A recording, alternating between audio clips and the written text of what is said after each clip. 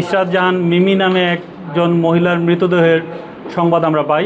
পরবর্তীতে থানা পুলিশের পাশাপাশি আমাদের পিবিআই ক্রাইম সিন টিম ঘটনাস্থলে যায় এবং আমরা মামলাটির ছায়া তদন্ত কার্যক্রম শুরু করি। এই মামলাটি জামালপুর শহরে খুবই আলোচিত এবং চাঞ্চল্যকর একটি মামলা। এই মামলার মূল রহস্য উদ্ঘাটনের জন্য এই আসামি গ্রেপ্তার খুবই জরুরি ছিল। আমরা দ্রুততম সময়ের মধ্যে কাউসার আহমেদকে আমাদের হেফাজতে নিয়ে মামলার প্রকৃত ঘটনা সেটা উদ্ঘাটন করতে সক্ষম হই। এক পর্যায়ে ডিসিস্টের যে আকুতিতে অত্র মামলার যে আসামি সে সাড়া দেয় এবং এক পর্যায়ে ঘটনার প্রথম দিনই তাদের মধ্যে একটা শারীরিক সম্পর্কের ঘটনা ঘটে যায়। পরবর্তীতে এই শারীরিক সম্পর্ক তারা বেশ কিছুদিন টানতে থাকেন, বেশ কয়েকবার তাদের মধ্যে অন্তরঙ্গ সম্পর্কের সৃষ্টি হয় এবং এই যে অন্তরঙ্গ সম্পর্কের পাশাপাশি অত্র মামলার আসামি এই কাউসারের কাছ থেকে ডিসিস্ট বিভিন্নভাবে বিভিন্ন সময় বিভিন্ন উপহার সহ আর্থিক বিভিন্ন সুবিধা আদায় করার চেষ্টা করতে থাকেন। এক পর্যায়ে ডিসিস্ট জানায় যে তাদের যে অন্তরঙ্গ মুহূর্তের কিছু ভিডিও ডিসিস্ট সে আপনার ভিডিও করে রাখছে এবং এটা দিয়েই তারে প্রতিনিয়ত ব্ল্যাকমেল করা শুরু করে।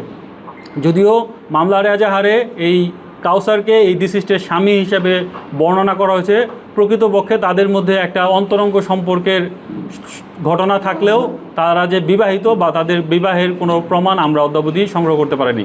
আমাদের তদন্তে তাদের বিবাহের কোনো প্রমাণ পাওয়া যায়নি। কালার এক্সপার্ট ডার্ক স্যাপ এবং মাইল্ড অন হ্যান্ডস টেকনোলজি সমৃদ্ধ অরিক্স অ্যাডভান্স ডিটারজেন্ট পাউডার আপনার লন্ড্রি এক্সপার্ট।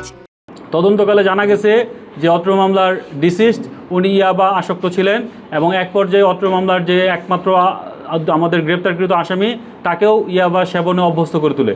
দুজনই তারা ইয়াবা সেবন করতো এবং তাদের মধ্যে ভালো সময় কাটছিল।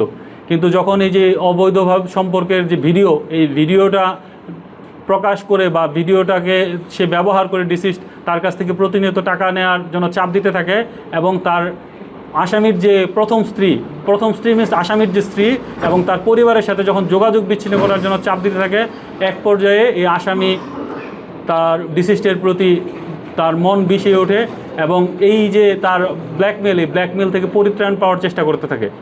আসলে মামলার ঘটনার কথা যদিও আমরা 23 তারিখে জানতে পারছি, কিন্তু তদন্তে এই পর্যন্ত যেটা জানা গেছে হত্যাকাণ্ডটি এই 23 তারিখের আগের দিন 22 তারিখ সকাল 10টা থেকে 10:30টার মধ্যে সংঘটিত হয়েছিল।